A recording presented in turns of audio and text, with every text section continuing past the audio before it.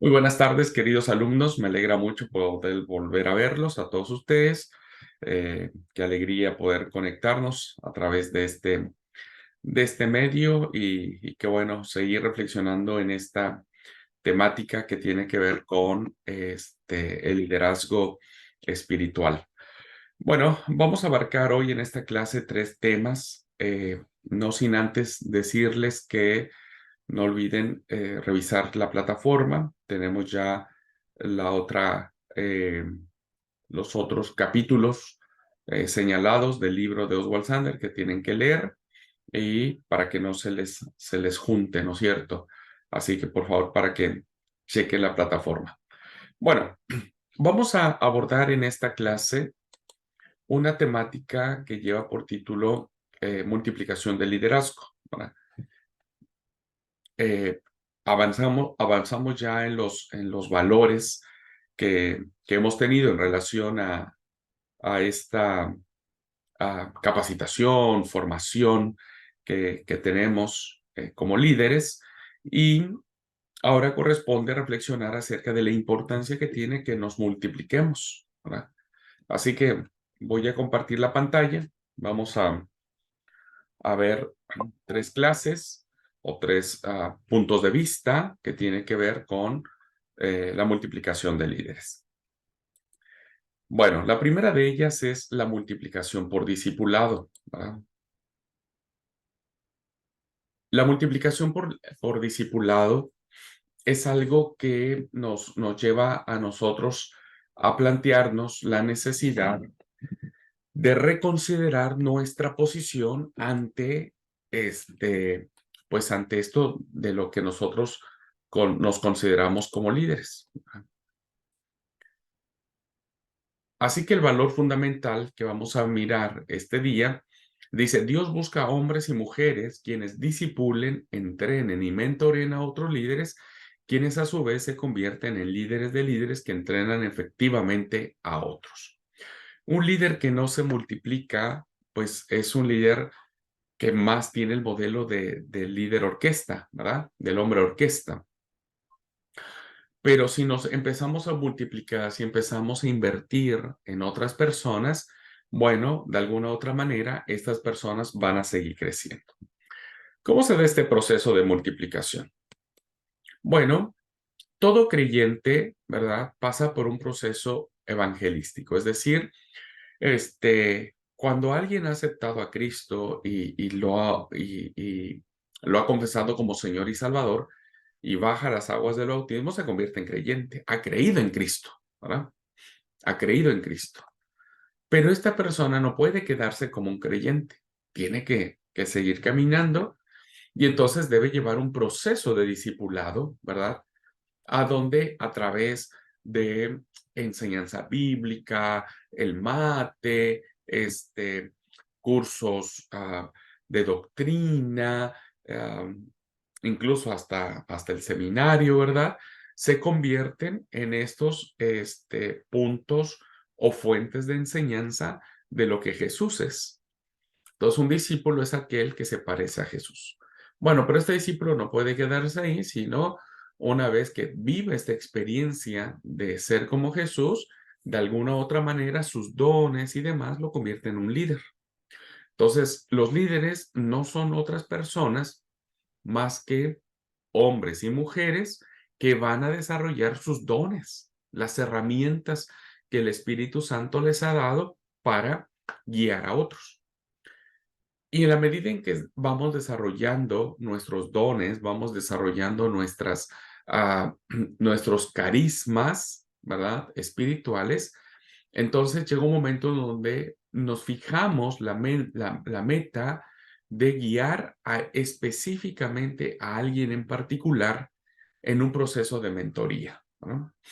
Y entonces, cuando guiamos a otro líder, no a un creyente, cuando le guiamos a otro líder para que cumpla su misión, pues nos convertimos en líderes de líderes, ¿verdad? En líder de líderes. Y es así entonces como el liderazgo se va multiplicando. Bueno, vamos a verlo despacio. En cuanto al discipulado, Ustedes en algún momento tienen que saber que no hay nada mejor para poder entender nuestra conexión con Cristo que escribir cuál fue nuestro momento de conversión. Todos debemos tener un antes y un después de nuestro encuentro con Cristo, ¿verdad? Todos. Debemos tener un antes y un después. Ese antes y ese después constituyen básicamente la respuesta que nosotros dimos ante el mensaje de salvación. Y ese mensaje de salvación, pues evidentemente nos confronta de lo que fue nuestra vida pasada y lo que es nuestra vida presente y futura. Cuando alguien tiene muy claro, queridos alumnos, cuándo tuvo su encuentro con Cristo, entonces en ese momento sabe cuándo es el parteaguas de su vida, ¿verdad? Y tener nuestro encuentro con Cristo, a veces uno pensaría que es cuando nos bautizamos.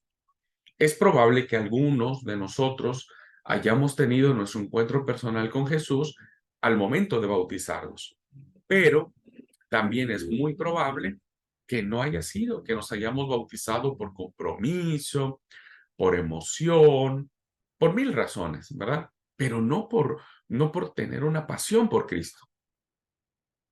Y entonces ahí, a veces, algunas personas pasa tiempo para que puedan convertirse a Cristo. Bueno, no importa si fue en tu bautismo, si fue después de tu bautismo, si fue antes de tu bautismo, lo importante es que cada uno de nosotros sepa en qué momento caímos rendidos a los pies de Cristo. ¿En qué momento dijimos, este es el antes y el después? ¿En qué momento ustedes sienten que les cayó la ficha, diríamos, ¿no? Este, conozco a muchos líderes o a muchos cristianos que no tienen conciencia de esto, principalmente los que nacimos en cuna cristiana, los que nuestros padres son de la iglesia, nuestros abuelos fueron de la iglesia, nosotros nacimos dentro de la fe cristiana, y entonces no tenemos muy claro en qué momento tuvimos nuestro encuentro con Cristo. Pero eso no significa que no lo tengamos. Claro que lo hemos tenido, solo que no lo hemos sabido diferenciar. Yo creo que lo más importante aquí, queridos alumnos, es eh, recordar o revivir ese momento de nuestra conversión a Jesús. Si no lo han tenido, ¿verdad? Porque muchos de nosotros no vivimos conforme al encuentro que tuvimos con Cristo, sino muchos de nosotros vivimos conforme a la religiosidad, conforme al legalismo, vivimos conforme a la doctrina. Fuimos adoctrinados, ¿no? En la fe de la iglesia, pero no tenemos un encuentro con Cristo. Si ustedes no logran identificar cuál es su encuentro con Cristo, entonces básicamente nos vamos a plantear en la necesidad de este.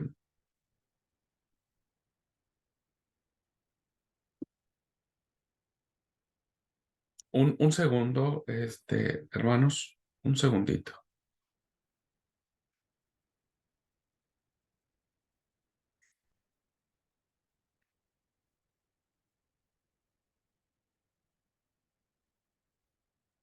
Bueno, decía que si nosotros no sabemos en qué momento nos hemos sentido identificados, entonces, pues estamos siguiendo una situación de religiosidad más que de, pues, una vivencia con Cristo. Y evidentemente, si nosotros planteamos este momento de conversión al cristianismo, pues en ese momento nosotros podemos definir cuándo sí y cuándo no podemos saber que nos hemos convertido al Señor y hemos tenido un proceso de reconocimiento respecto de la salvación. El mandato bíblico que nosotros encontramos en la Biblia es que debemos hacer discípulos. Eso lo plantea el Evangelio de Mateo, capítulo 28, versículo 19, que dice, por tanto, id y haced discípulos a todas las naciones, ¿verdad? Ir y hacer discípulos a todas las naciones. Y entonces, cuando uno, estoy tratando de ayudar aquí a una de sus compañeras a tratar de entrar a la clase presencial, por eso les ofrezco una disculpa.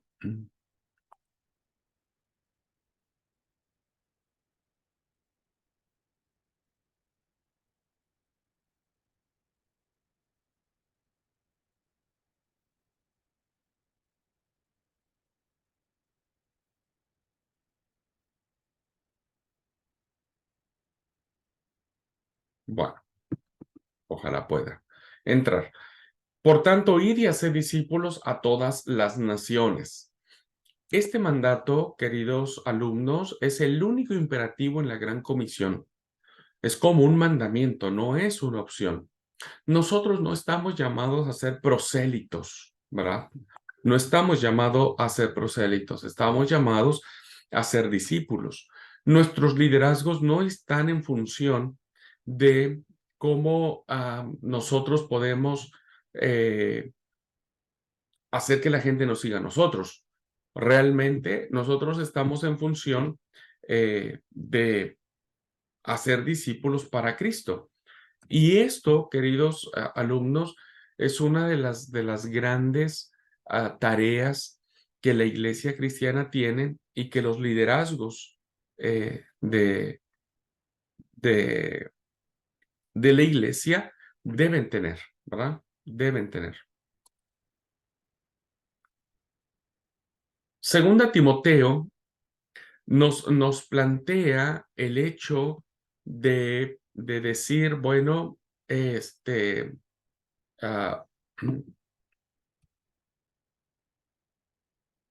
segunda de Timoteo 2:2 dice lo que me has oído decir en presencia de muchos testigos, encomiéndalo a creyentes dignos de confianza que a su vez estén capacitados para enseñar a otros. ¿Qué nos quiere decir Pablo? Pues Pablo espera que Timoteo, a quien él también había multiplicado, o sea, el ministerio de Pablo era levantar líderes. Y entonces Pablo levanta a una persona llamada Timoteo y entonces le pide que haga lo mismo con otras personas, ¿verdad? El liderazgo tiene que multiplicarse de tal manera que Pablo le pide a Timoteo que reproduzca el proceso que él ha tenido con él. Y entonces le dice, lo que me has dicho, me has oído decir a mí, dile a otras personas que también lo hagan.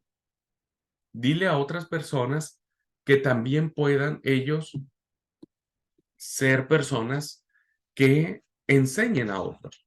Vean ustedes cómo el valor bíblico fundamental que se tiene es la multiplicación. Los líderes tenemos que multiplicarnos siempre en función de hacer discípulos, ¿no? Y hacer discípulos significa hacer discípulos para Jesús, hacer discípulos para Cristo. Y esto es lo que encontramos en las Sagradas Escrituras. Podemos decir entonces que enseñar a otros es una herramienta efectiva para multiplicarnos. Si nosotros nos quedamos con esto, por eso siempre les decimos a todos nuestros alumnos, ustedes todas estas herramientas o todos estos materiales que están teniendo a su alcance, deben capitalizarlos y deben dar enseñanza y deben transmitir a otros, ¿verdad? Y de esa manera nos multiplicamos. Discipular a otros es una herramienta efectiva para la multiplicación. Es decir, que si nosotros vamos a enseñar a alguien, no lo vamos a enseñar a ser como Tatiana, como Liliana, como Irma, como Abraham, como Axel, como Yami, como Francisco, como Valdi. No, estamos discipulando a otros para que estos otros sean como Jesús, ¿verdad? Y entonces, si hay multiplicación, esta multiplicación va a ir en función de la persona que se parezca a Jesús. Consecuentemente, queridos alumnos, un líder debe hacer un canal para que otros líderes también se multipliquen, ¿verdad? Si nosotros nos comprometemos a enseñar a alguien, a motivar a alguien, a guiar a alguien, en esa medida vamos a lograr que nuestros ministerios, nuestros liderazgos no queden allí, sino que vengan alguien y continúe la obra, ¿verdad? Por eso la multiplicación es fundamental, pero esa multiplicación tiene que partir de nuestro encuentro con Cristo. El apóstol Pablo decía en Filipenses 4:9, pongan en práctica lo que han aprendido de mí, recibido y oído, y lo que han visto en mí. Ser discípulos de Jesús, queridos alumnos, significa reflejar a Jesús. Pablo decía en otra parte, en una de las cartas a Corintios, decía, sed imitadores de mí, como yo lo soy de Cristo. El discipulado se aplica se enfoca, perdón, en la aplicación práctica de la enseñanza. Es decir, nosotros modelamos, como vimos en la clase de liderazgo servidor, modelamos con nuestro ejemplo. Y Pablo era un experto en eso. Y Pablo fue capaz de decirle a las personas lo que vieron de mí, lo que escucharon de mí, lo que aprendieron de mí. Bueno, eso es lo que yo quiero que pongan en práctica. Así que un líder que se va a multiplicar es un líder que va a ayudar a otros, pero con base en lo que nosotros podemos hacer o podemos vivir o estamos viviendo. Por lo tanto, podemos definir como concepto de lo que es un discípulo de la siguiente manera. ¿Qué es un discípulo o una discípula? Pues alguien que conoce a Cristo interiormente. ¿Cómo llegamos a conocer a Cristo de manera profunda? Cuando tenemos nuestro encuentro con Él. Planteaba entonces al inicio de la clase que si nosotros no tenemos claro en qué momento tuvimos nuestro encuentro con el Señor, entonces es muy probable que solamente sigamos siendo líderes que fueron adoctrinados, líderes religiosos, líderes fanáticos.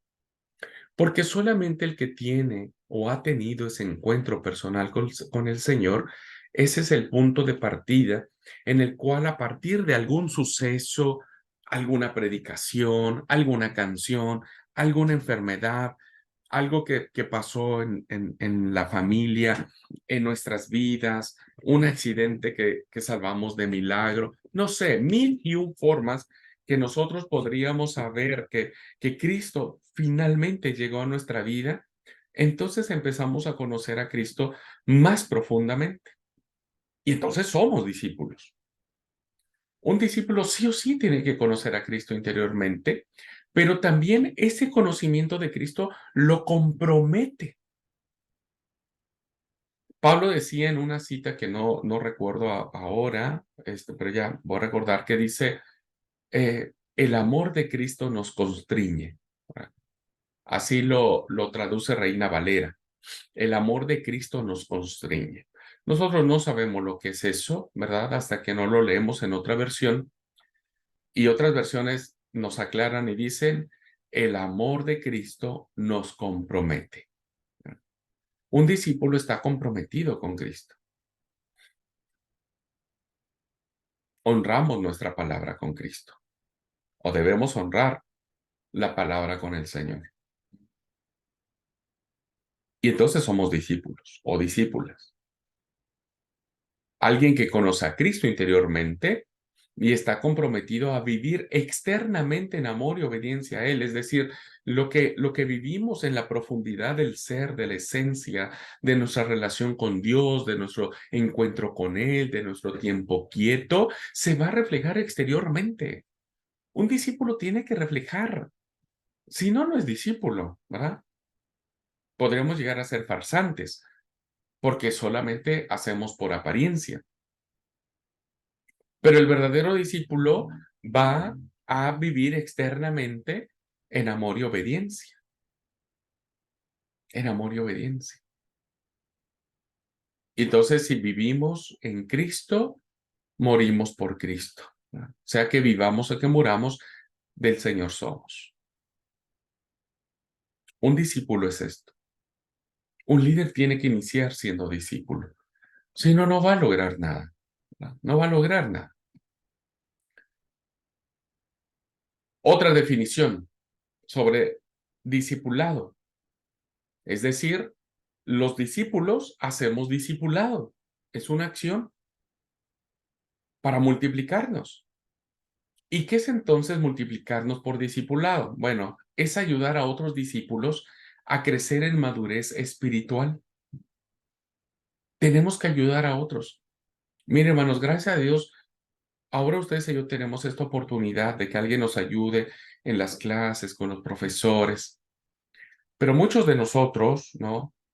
Crecimos sin que alguien nos ayudara. Crecimos porque Dios fue bueno y de alguna u otra manera nos permitió crecer en esto, pero no hubo alguien que dijera allí, mira, yo te enseño, te doy una clase, te recomiendo un libro, no. Así que hacer un verdadero discipulado es ayudar a otros discípulos a crecer en madurez espiritual. Al edificar los principios de la palabra de Dios en la vida de la persona, para que sea equipado a comprender y seguir el llamado del Espíritu Santo. Edificamos a la persona en la palabra, lo guiamos en el conocimiento de las Escrituras, para que esta persona pueda entender que el Espíritu Santo está en ella también. Y que como tiene el Espíritu Santo en su vida y en su corazón, está comprometido ese líder o esa líder a seguir el llamado de Dios por medio de su Espíritu.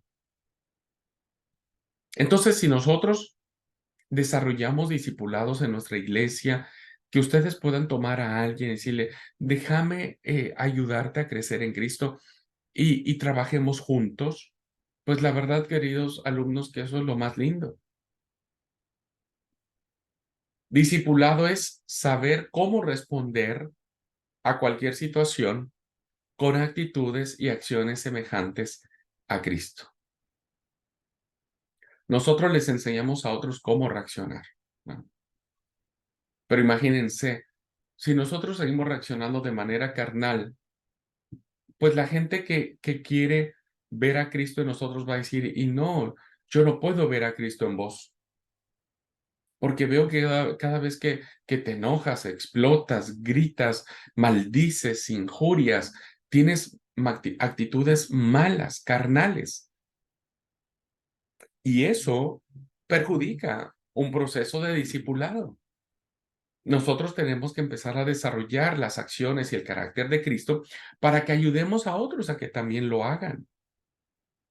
Entonces estaremos haciendo verdaderas comunidades de transformación. El mejor ejemplo de discipulado modelado, pues es el Señor Jesús.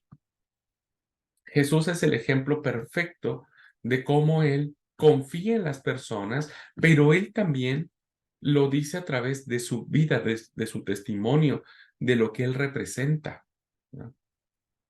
Jesús confía en la gente. Vean cómo él trabaja.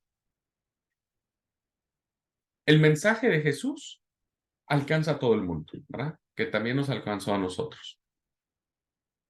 Pero también Hechos de los Apóstoles nos dice que el Espíritu Santo cayó sobre 120 personas. Los evangelios nos dice que Jesús conforma un grupo de 70 personas que les enseña y les da autoridad para que salgan a predicar. Pero también el Señor Jesús invierte personalmente en 12 personas que nosotros le llamamos apóstoles o discípulos. Pero vean cómo el modelo de Jesús se multiplica especialmente en 3 personas, en Pedro, Santiago y Juan. Ahora, si lo vemos de manera inversa, vamos a ver cómo Jesús inicia con 3 personas, con Pedro, Santiago y Juan, ¿verdad? Porque estos 3 apóstoles están en los momentos más importantes del ministerio de Jesús. Pero entonces Jesús confía en 12 más, o en un grupo de 12 personas. Pero Jesús no solamente se conforma con eso, empieza a multiplicarse, ¿verdad? Y constituye un grupo de 70 personas. Luego de la muerte de él, hay un grupo reunido de 120 personas donde se derrama el Espíritu Santo. Y entonces el Evangelio llega a Jerusalén, Judea, Samaria y hasta lo último de la tierra. Vean cómo Jesús invierte su tiempo, ayuda a otras personas a crecer, a madurar, les enseña, les aconseja, les escucha, les guía, pero les pone su mejor ejemplo, ¿verdad?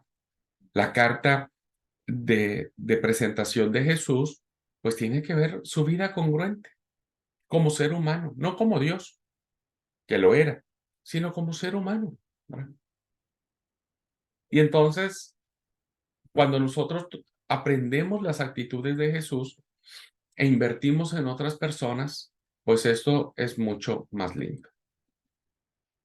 Así que multiplicarse a uno mismo a través del discipulado, es decir, a otra persona, toma mucho tiempo. Claro que sí, no es fácil, no es fácil. Un amigo mío me regaló unas, ¿cómo le llaman? Unas vides, ¿verdad? Porque quiero cultivar uvas. Y yo pensé que este año iba a comer uvas y recién me dijo, no, esto recién vas a tener hasta el otro año, va a haber fruto. Y de a poquito voy viendo cómo van creciendo mis parrales, ¿verdad? De a poquito.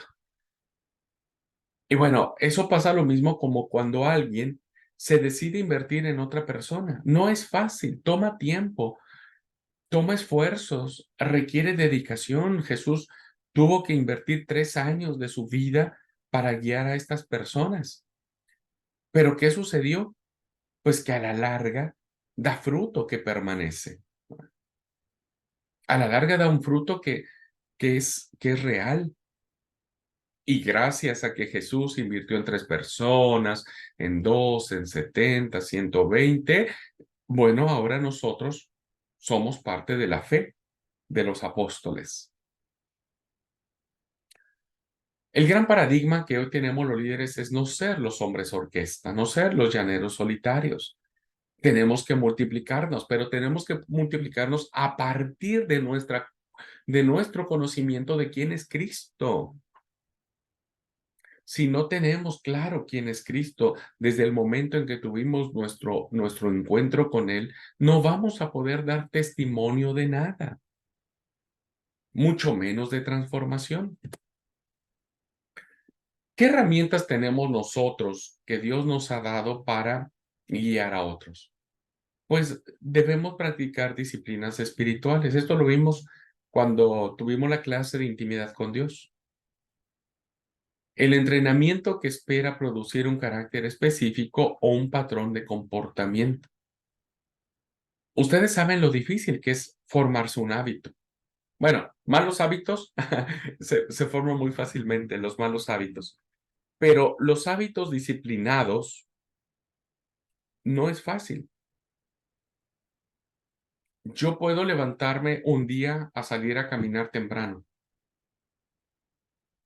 Al siguiente día todavía tengo ganas. Al tercer día ya voy a empezar a pensar que, ¿y si mejor me quedo a dormir? Al cuarto día voy a decir, no, hoy no voy, mañana voy. Al quinto día, bueno, inicio la otra semana. Y al final terminamos no haciendo nada. No sé si les pasa a ustedes, tal vez solo me pasa a mí. Pero ser disciplinados requiere esfuerzo, perseverancia, y lo mismo pasa con las disciplinas espirituales. Quien practica disciplinas espirituales va a producir un carácter lleno de amor, un carácter lleno de bendición, ¿verdad? Tati dice que la dieta también es así. Sí, no es fácil. Uno inicia, arranca el año, ¿viste? Con buenas intenciones. Ahora sí, voy a adelgazar. Nos dura el gusto 15 días de enero. Después, comemos como queremos. Porque no es fácil, ¿no? Lo mismo pasa con orar. Oh, no, sí, hoy voy a orar. Voy a tener dentro de mi agenda, voy a marcar un tiempo de tener mi momento quieto. Pues lo tenemos un día, 2 días, 3 días, y después nos olvidamos. Así que yo creo que debemos practicar disciplinas espirituales que nos permitan crear en nosotros un carácter. ¿Cuáles son estas disciplinas? Hay muchas, pero tres en particular: la oración, la palabra de Dios y la obediencia. Y un discípulo que conoce a Cristo interiormente y lo va a demostrar de manera exterior es quien anhelará obedecer y crecer en estas tres áreas.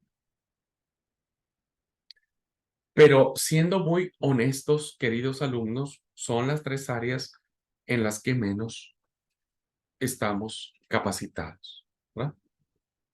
En lo que menos estamos capacitados.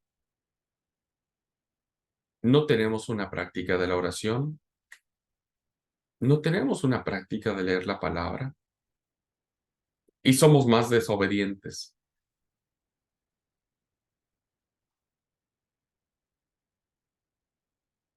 Esto, queridos alumnos, tiene que ver con esta percha o gancho, como le dicen en otros lados. Fíjense, todos los elementos de esta percha son importantísimos, ¿verdad? Porque el gancho, el ganchito, pues sirve para pasarlo en el travesaño o en el caño de nuestros guardarropas, porque es de donde se sostiene la ropa, ¿verdad? Pues si no, la ropa se cae. Imagínese, usted le costó 3 horas planchar una camisa y que de momento ese gancho ceda y caiga la ropa, usted se infarta, ¿no? Pues ya se arrugó otra vez la camisa. Bueno, lo mismo sucede en la vida espiritual. Si nuestra intimidad con Dios no está lo suficientemente fuerte y cae, todo lo demás no vale la pena. No vale, no vale. Podemos sabernos la Biblia, ya lo vimos en algún momento. Podemos sabernos la Biblia al derecho y al revés. Pero si no parte de nuestra intimidad con Dios, entonces todo cae por la borda. Ahora fíjense, esta percha, si nosotros le sacamos el travesaño donde dice obediencia, de este travesaño que sirve para colgar los pantalones, que también a usted le costaron 3 horas planchar un pantalón, si esto se quiebra o si esto no existe, pues ¿cómo cuelga el pantalón? Si para esto se hizo este cañito, ¿no? En la percha, este travesaño. Lo mismo sucede en nuestra forma de ser como Jesús. Si no hay obediencia, pues ¿dónde Dios va a colocar su espíritu? ¿Verdad? ¿Dónde lo va a colocar? Pues no habrá lugar. Decía un pastor, nosotros los cristianos en la iglesia tenemos muy arraigado un canto que dice: "En mi vida el capitán es Cristo". No sé si lo han escuchado. En mi vida el capitán es Cristo, andaremos ante su presencia, etcétera. Y el pastor decía: pues yo no he visto capitán más desobedecido que el Señor Jesús por parte de los cristianos, ¿verdad? Porque finalmente cada uno hace su santa y su divina voluntad. Y esto, evidentemente, en el contexto de vivir por Cristo y para Cristo, no nos sirve. Ahora, pasa lo mismo con con la percha. Fíjense, si nosotros le sacáramos este pedazo de madera a la percha y quisiéramos colocar una camisa, pues se nos va a caer. Y lo mismo sucede si le sacamos este otro pedacito acá y queremos colgar algo, se va a ladear, se va a caer, no nos va a servir. Lo mismo sucede, hermanos. Podemos tener intimidad con Dios y podemos pensar que somos obedientes, pero si no tenemos estas disciplinas de la palabra y de la oración, pues nuestra vida no va a servir. Todo se va a venir abajo, ¿verdad? Todo se va a venir abajo. Entonces, vean cuán importante es que ser discípulo debe estar en balance, en equilibrio, en todas lo que representa lo que somos. ¿Cuáles son los elementos claves del discipulado? Bueno, platiquemos uno a uno. La oración. El salmista decía, ¿verdad?, que la oración es una de las cosas más maravillosas, pero ¿cuál es el problema de la oración, hermanos? ¿Cuál es el problema de la oración? El problema de la oración tiene que ver con mal entender, no que el texto esté mal, sino que lo estamos mal entendiendo. El salmo que aparece aquí dice, cual siervo jadeante en busca del agua, así te busco, Dios, todo mi ser. Porque la oración, en esencia, es buscar a Dios con todo nuestro ser. Pero en aras de la verdad, queridos alumnos, pues muchos, la mayoría de los cristianos, nuestros momentos de oración solo se reducen a los aspectos litúrgicos. Cuando nos levantamos, cuando comemos y cuando nos vamos a dormir o cuando vamos a la iglesia. Pero aún en la iglesia, cuando dicen, hermano, levántense porque vamos a la oración por las ofrendas, nadie piensa en una oración por las ofrendas. Solo cierra los ojos. Mucha gente de manera mecánica se levanta, cierra los ojos porque alguien le dijo, pero no hay una pasión por tener ese momento del siervo que jadeante busca del agua con todo su ser. No lo hay. Y no juzgo bajo ninguna circunstancia, no me malinterpreten, pero sucede también muchas veces con nuestras oraciones, ¿verdad? No hay fervor, no hay clamor, son oraciones frías, rutinarias, monótonas, desprovistas de cualquier emoción, ¿verdad? No hay pasión al orar por el Señor, no hay clamor, ¿verdad?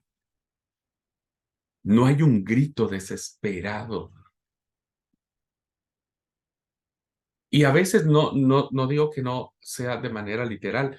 A veces cuando estamos en tanta angustia, nuestro cuerpo grita, ¿verdad? Grita. Pero también desde el fondo de nuestra alma podemos gritar. Ahora, ¿cuál es lo que decía el tema de la disciplina de la oración? Que malentendido este texto, pensamos que orar es solamente desahogarnos con Dios, pedir a Dios y suplicarle a Dios y demás. Pero la oración, queridos alumnos, tiene que ver con dos elementos importantes, ¿verdad? Hablar con Dios, pero también escucharlo a Él. Y esta es parte de la disciplina espiritual que pocas veces nosotros hemos desarrollado. No tenemos un momento de saber que Dios nos está hablando, que Dios nos dice, bueno, para un poco, no hables tanto. Ahora yo quiero hablar con vos, ¿verdad? Así que la oración es fundamental en la vida de todo discípulo. Ahora, lo otro tiene que ver con la palabra, ¿verdad? Y la palabra, la Biblia, tiene 5 elementos importantes. La palabra de Dios, ustedes pueden hacer eh, esta forma de aprender, ¿verdad? En cuanto a lo que la palabra de Dios significa. ¿Cómo tenemos nuestro encuentro nosotros con la palabra de Dios? ¿Cómo la entendemos? Primero viene por el oír. Fíjense lo que dice Romanos, capítulo 10, versículo 17. Dice, así que la fe es por el oír y el oír por la palabra de Dios. Oír la palabra es fundamental, por eso ir a los cultos, escuchar los sermones, es el inicio de nuestro encuentro con la palabra, ¿verdad? con la Biblia, con la revelación de Dios. Pero muchos cristianos se quedan solamente con esta parte de oír la palabra. Che, ¿qué tal estuvo el sermón? Buenísimo. ¿Y de qué habló? No sé, no me acuerdo. Pero yo sé que estuvo bueno. Bueno, lo primero es oír la palabra de Dios. Pero no podemos quedarnos ahí. Lo otro es leer la palabra. Hay que leerla. Por eso yo digo siempre, tengan su Biblia, ¿verdad? Vean lo que dice Apocalipsis capítulo 1, versículo 3. Bienaventurado el que lee y los que oyen las palabras de esta profecía y guardan las cosas que en ella están escritas, porque el tiempo está cerca. Bienaventurado el que lee.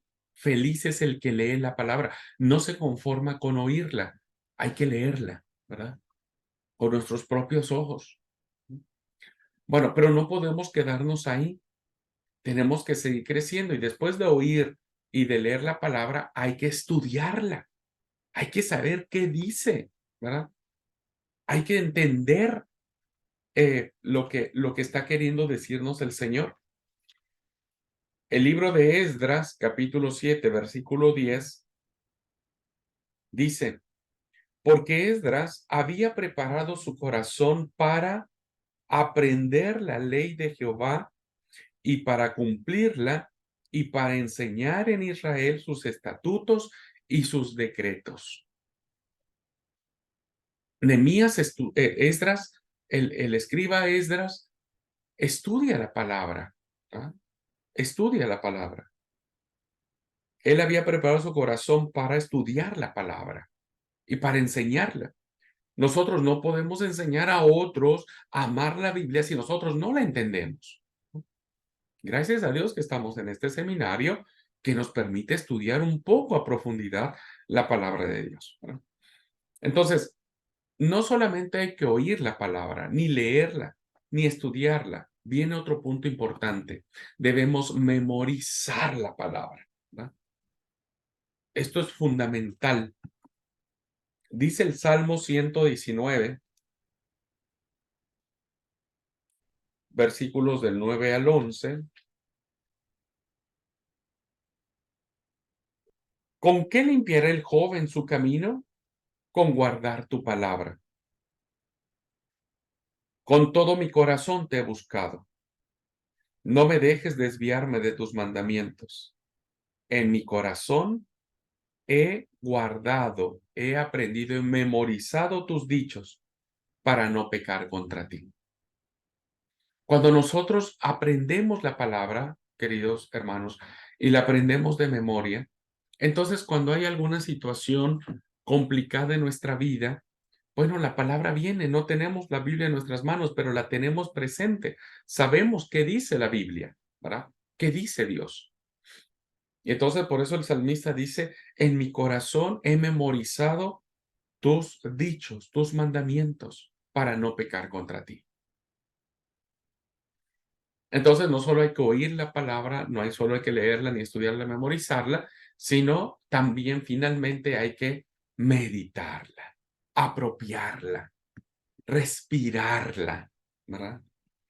Y esto es lo que nos dice el salmista en este hermoso salmo que todos sabemos, ¿verdad? Que es el Salmo 1, 2 y 3. Bienaventurado el varón que no anduvo en consejo de malos, ni estuvo en camino de pecadores, ni en silla de escarnecedores ha sentado, sino que en la ley de Jehová será su delicia y en su ley medita de día y de noche. Será como árbol plantado junto a aguas, junto a corriente de aguas que da su fruto en su tiempo, su hoja no cae y todo lo que hace prosperará. La delicia está en la ley de Jehová. Y meditamos y reflexionamos y sentimos qué quiso decir Dios, qué nos compartió a través de su palabra. Entonces, vean cómo estos elementos que van de menos a más nos permiten poder estar junto a alguien que está creciendo en las Sagradas Escrituras, ¿verdad? Oír, leer, estudiar, memorizar y meditar son las claves fundamentales de una correcta disciplina espiritual en relación a la palabra de Dios. Y en el caso de la obediencia, el tercer elemento, ¿verdad? Dice este hermoso mandamiento del Deuteronomio 26, del 17 al 19. Este pasaje que se encuentra en el Deuteronomio es maravilloso, porque dice Moisés: has declarado solemnemente hoy que Jehová es tu Dios y que andarás en sus caminos y guardarás sus estatutos, sus mandamientos y sus decretos, y que escucharás su voz. Y Jehová ha declarado hoy que tú eres pueblo suyo, de su exclusiva posesión, como te lo ha prometido, para que guardes todos sus mandamientos, a fin de exaltarte sobre todas las naciones que hizo, para loor y fama y gloria, y para que seas un pueblo santo a Jehová tu Dios, como él te ha dicho. Un líder que no desea obedecer los mandamientos, estatutos y la voz de Jehová, y que no crea que somos de su propiedad, entonces no está dispuesto a rendirse a él, ¿verdad?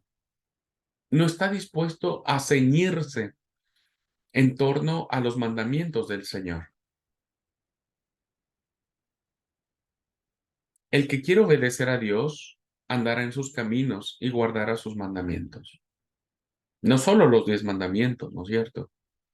Sino todos aquellos que tienen que ver con los mandamientos de Jesús. Pero sobre todo, queridos alumnos, escuchar la voz de Dios. Si Dios nos dice algo, pues hay que hacerlo, ¿verdad? Si empezamos a discernir su voluntad, hay que hacerlo, hay que obedecerlo. Y esta es la clave del discipulado. Así que, como taller de reflexión, de las personas a quien tú has conducido a Cristo, ¿a cuántos has discipulado personalmente? ¿A quién estás tomando para enseñarles las verdades de Jesús? Si no lo has hecho, ¿por qué? ¿Qué pasa? Tal vez no te sientes capaz, pero si vos ya tuviste tu encuentro con Cristo y estás creciendo. Lo siguiente como reflexión: ¿qué decisiones necesitas tomar para este primer nivel de multiplicación y que se haga una prioridad en tu vida? Es decir, ¿qué tanto vos estás de manera intencionada queriendo crecer en la oración, en la meditación de la palabra o en el estudio de la palabra o en el oír de la palabra? ¿Y qué tan obediente sos?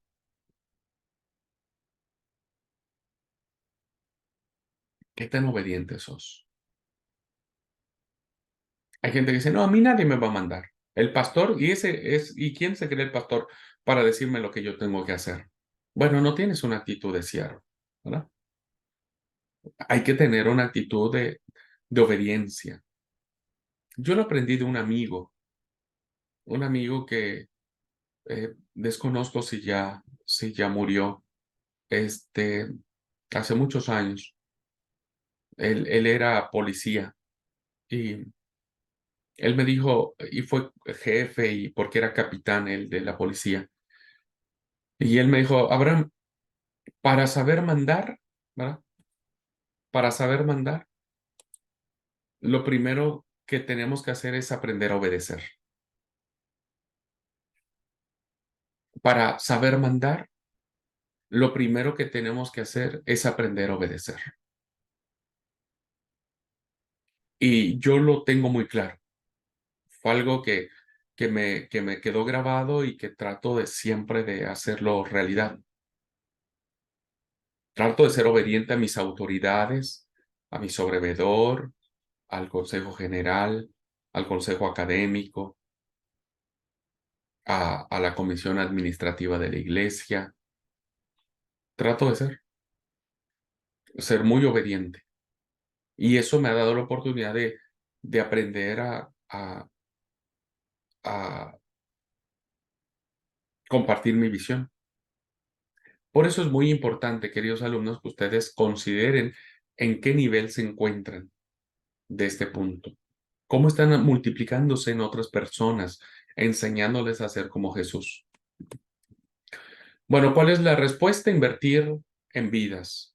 Hay que invertir en las personas. Hay que moldear, hay que ayudar a otros a ser como Jesús, ¿verdad?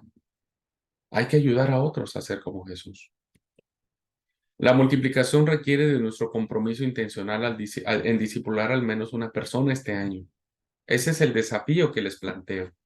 Busquen a alguien, a un joven, a una señorita, a un hombre, a una mujer, a un anciano que, que, que no sabe cómo crecer en Jesús.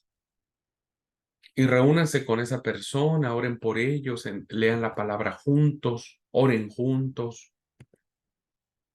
La multiplicación por discipulado requiere una inversión especial de tiempo, oración y paciencia para verlos crecer. Cuando yo pensaba en esta clase, ¿verdad? Hace algunos años, eh, empecé a desarrollar, no lo hice al principio de mi ministerio, realmente es hace muy poco, y establecí un programa de discipulado, ¿verdad? Que era que cuando alguien venía a bautizarse y me decía, pastor, quiero bautizarme, bueno, hacíamos todo lo que es las pláticas pre-bautismales, etcétera. Y después yo le decía, bueno, ok, ahora tenemos que, este, eh, los bautizábamos, pero le asignaba yo a un consagrado. Yo al consagrado le decía, bueno, a vos te asigno a esta persona que se va a bautizar para que un año estés con esa persona, porque es un bebé espiritual. Júntense periódicamente, oren juntos, estudien la palabra juntos, que te dé sus dudas. Y fue lindo, la verdad que fue lindo. Nosotros no tuvimos eso. Cuando nos bautizamos, nos dejaron ahí. Como un papá, ¿verdad? Desobligado, nos abandonaron en la calle y nadie se interesó por nosotros, ¿verdad? Pero ahora este modelo de liderazgo nos ayuda a invertir en otras personas, pero requiere tiempo, oración, paciencia para verlos crecer. Y bueno, termino esta clase pensando en este hermoso pasaje de Tercera de Juan, versículo 4, que dice, no tengo yo mayor gozo que este, el oír que mis hijos andan en la verdad. Señor, danos hijos espirituales, aquellos a quienes hemos discipulado, que caminen en tu verdad.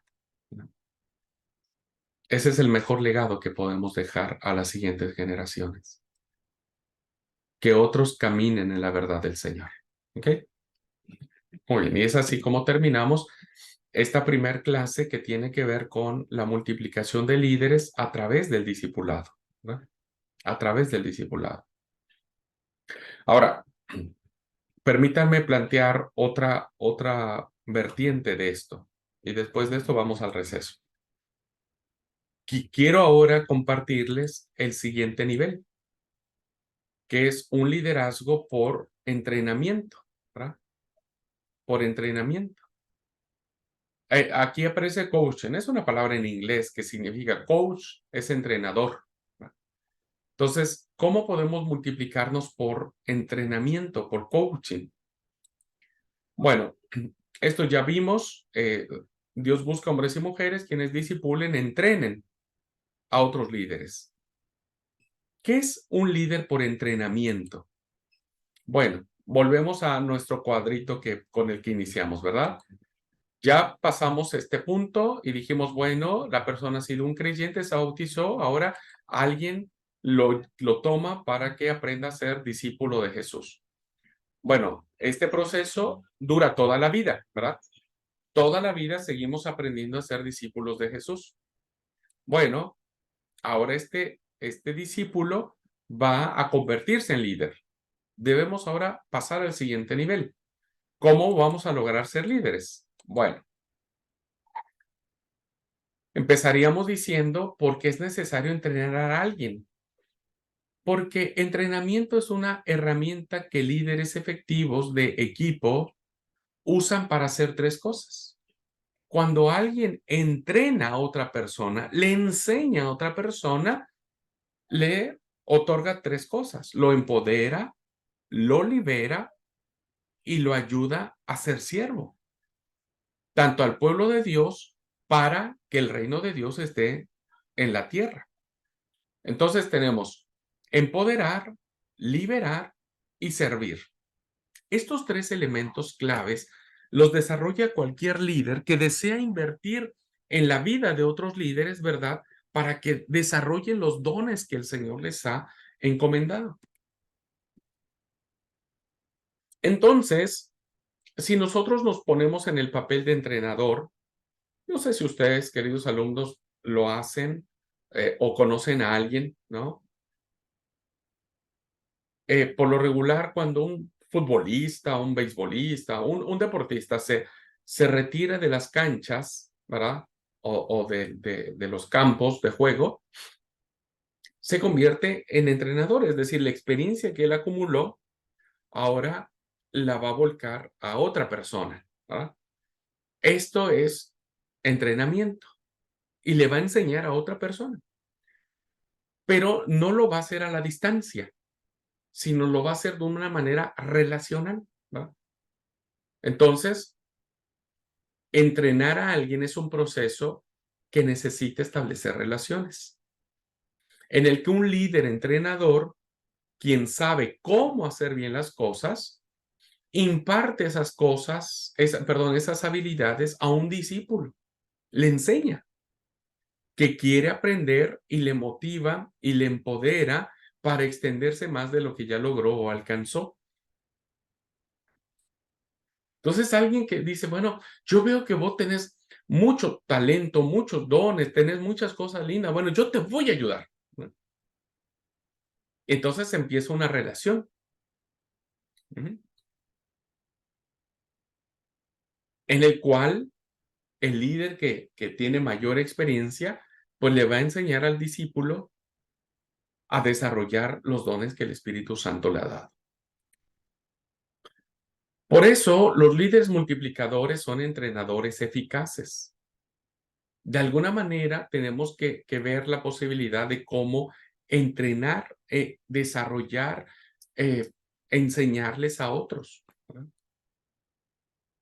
Así que un entrenador eficaz, queridos alumnos, un líder que va a ayudar a otro a potenciar sus dones, lo va a hacer a través de tres cosas, como dijimos, ¿verdad? A través de empoderar a alguien, de liberarlo y colocarlo en un área de servicio. Entrenadores eficaces empoderan, liberan y sirven. Ahora vamos a ver uno a uno.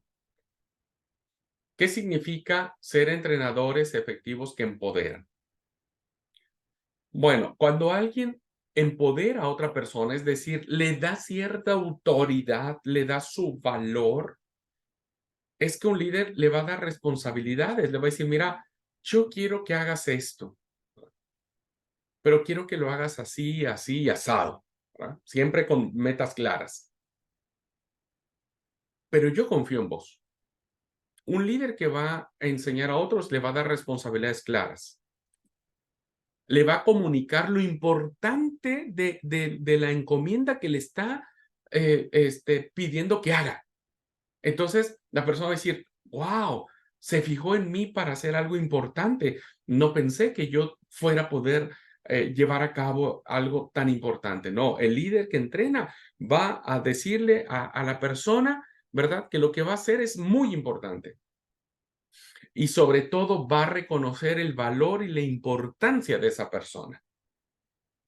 Un líder que va a desarrollar a otro le va a dar toda esta confianza y le va a decir, claro que podés, ¿verdad? No, es que yo no sé, sí, sí sabes. Yo te voy a enseñar cómo. ¿No? No sé hablar. Bueno, mira, yo cuando empecé tampoco sabía hablar, pero mira, leí este libro, vi este tutorial, fui a tal curso, y claro que puedes hacerlo.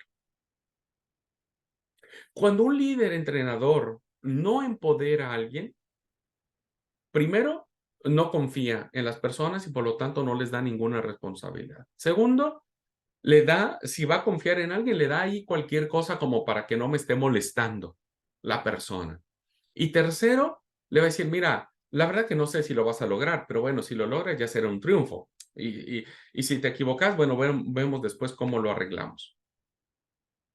Eso hacen los líderes que no van a guiar a otros a que logren su máximo potencial. Así que si ustedes en algún momento tienen la oportunidad de enseñar a otros a ser líderes, confíen en las personas, ¿verdad? Confíen y denle la oportunidad de que puedan hacer cosas grandes y maravillosas. Y líderes entrenadores, en el otro punto, liberan a las personas para... ¿Por qué hablamos de liberación? Porque muchas personas que no saben cuáles son sus dones y sus fortalezas, se sienten tan oprimidos, se sienten tan contenidos, sienten como diciendo, oh, yo quisiera hacer cosas grandes, pero me estoy atado de manos, estoy como que no logro deshacerme de esta carga, de esta cadena que me ata. Bueno, un líder entrenador va a liberar a las personas para que esta persona reconozca sus cosas buenas, sus virtudes y sus dones espirituales. Va a decir, vos tenés cosas buenas y podés llevarlas a cabo. Y entonces les dice, bueno, podés aprender otras cosas. Bueno, a veces uno se queda en la mediocridad y dice, bueno, yo con esto me conformo. No debemos ser conformistas. Si podemos desarrollar otras áreas, ustedes pueden hacer. A veces alguien me decía, no, pero es que yo no sé manejar en la computadora y demás. Mire, yo tampoco sabía, no sabía ni usar el celular, ni un montón de cosas que ahora sé. Pero el líder entrenador va a confiar y va a decir, mira, vas a hacerlo así, vas a hacerlo asado. Uno aprende. Y ahora yo me siento recanchero en la plataforma porque yo no sabía cómo manejar la plataforma, ¿verdad? Pero alguien me enseñó. Y me lo hizo con mucha paciencia y con mucho amor y con con todo. Digo, es un capo el que me enseñó, ¿verdad? Y ahora yo me siento libre, ahora ya no me siento tan temeroso, ahora yo navego. Un líder entrenador va a liberar a las personas para darles la confianza de que se expresen, de que hablen. Muchos fuimos guiados por líderes que decían, vos no hablas, vos no decís, vos no tenés palabra, aquí el que manda soy yo. Y bueno, uno se quedaba ahí, ¿viste? Se hacía uno chiquito, se quedaba quieto, porque bueno, él era el líder y gritaba. Pero un líder que entrena va a permitir que las personas expresen sus ideas, qué piensan, qué sienten, y va a tomar en cuenta sus opiniones. No les va a tomar el pelo. Y también les enseña a desarrollar formas creativas de solucionar los problemas. Eso lo vemos un poco en la clase de ayer. Todos enfrentamos problemas, pero de alguna manera o de otra sabemos cómo enfrentarlos y el líder entrenador decía, mira, vos estás en crisis, pero tranquilo, no pasa nada. Para, no tomes decisiones. Tómate un tiempo, respira, deja que las cosas se calmen. ¿Por qué no buscas hacerlo de esta manera? ¿Por qué no lo haces de la otra manera? Entonces, cuando uno encuentra este tipo de liderazgos, pues uno se siente tan libre para decir, sí, tienes razón, me estoy ahogando en un vaso de agua, ¿no? Me estoy ahogando en un vaso de agua. Así es que líderes entrenadores liberan a las personas para utilizar sus puntos de fortaleza y sus dones espirituales para adquirir nuevas habilidades, para expresar nuevas ideas y pensamientos y para desarrollar formas creativas de solución de los problemas. Ahora, el tercer punto, un líder entrenador, líderes entrenadores sirven. ¿Para qué sirven? Pues ayudan para que cada uno pueda crecer de manera personal, intelectual, espiritual, culturalmente, ¿no? Líder entrenadores sirven para contribuir al crecimiento de las personas. Invierten su tiempo, su dinero, su esfuerzo. A veces hay que agarrar el auto, echarle combustible, e ir a la casa de un líder para motivarlo, para escucharlo, para orar por él, para orientarlo cómo salir de sus crisis.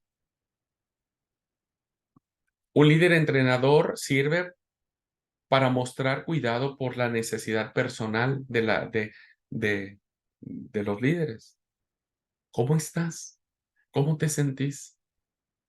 Hoy llamé solamente para decirte que pensé en vos y que quiero orar por ti, ¿no? Un líder que va a impulsar a otros se va a mostrar diligente en aprender, en estar involucrado en aquello que una persona puede necesitar. Un líder entrenador que sirve va a estar disponible siempre, ¿verdad? En lo que te pueda servir, no importa la hora, voy a estar siempre ahí para vos. Y va a orar por ellos y les va a decir, te tengo en oración, estás en mi lista, pido a Dios por ti, ¿verdad? Y lo más importante, que un líder entrenador sirve para celebrar los logros de las personas. Se va a alegrar, se va a poner contento cuando alguien logre algo, no va a sentir envidia, ¿verdad? Que muchos líderes a veces sienten envidia cuando otras personas resaltan. Un entrenador no lo va a hacer. Va a estar siempre dispuesto para la otra persona. Y esto es maravilloso. Entonces, eh, estos autores, Stanley y Clinton, dicen, un líder entrenador comprende que la experiencia es el vehículo de la enseñanza. La experiencia es el vehículo de la enseñanza. Todos tenemos algo que enseñar, no importa la edad, no importa la edad, pero todos tenemos algo que enseñar. Así que un líder entrenador comprende que la experiencia es el vehículo de la enseñanza. Pero un líder entrenador sabio conoce el poder de la experiencia evaluada. Es decir, cómo yo puedo ver que aquella persona a la que invertí mi vida, mi tiempo, ha crecido, está creciendo y que ha sido efectiva la forma en que yo le enseñé. Y el mejor filtro para saber si estamos haciendo bien nuestro entrenamiento con alguien es cuando la persona no se parece a nosotros, sino se parece a Jesús. Si ustedes enseñan a otros hermanos y esa persona empieza a hablar como usted, a vestir como usted, a peinarse como usted, a tomar las poses que usted tiene, entonces usted falló en el entrenamiento, porque usted les enseñó a ser como usted, no como Jesús. Bueno, esto lo voy a dejar de tarea, por favor.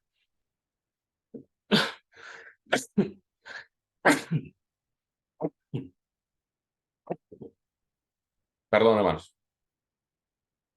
Busquen, voy a dejar como tarea esto y lo platicamos la próxima semana, un rapidito nada más, darle un repasito. Busquen estos dos pasajes, Lucas 1 al 10 y Lucas del 10 al 1 al 24. Y hagan una lista de los métodos que Jesús utilizó como líder entrenador. Tomando en base esta clase que hemos tenido, hagan una lista de los métodos que Jesús utilizó, ¿verdad? No es para ahora, tómenlo como una tarea y lo platicamos la próxima semana. Lean despacito y anoten qué hizo Jesús para entrenar a los 70 o entrenar a los 12, ¿verdad? Que son las citas que aparecen aquí. Y se van a dar cuenta que Jesús fue un entrenador por excelencia. Por excelencia. Y ahora él ve los resultados de su inversión, ¿no? Lo ve en nosotros. Bueno, lo dejo allí, Lucas 9 del 1 al 10, Lucas 10 del 1 al 24. Y después de que lo lean, hagan una lista de los métodos de entrenamiento que usó Jesús para estos grupos de personas. ¿Mm? Bueno, una reflexión personal. Desarrolle y escriba un plan de entrenamiento personal para tu equipo y para cada miembro de tu equipo. ¿En quién estarás pensando que puedes utilizar para entrenar? ¿En quién estarás pensando? Ay, voy a, voy a hacer aquí un alto.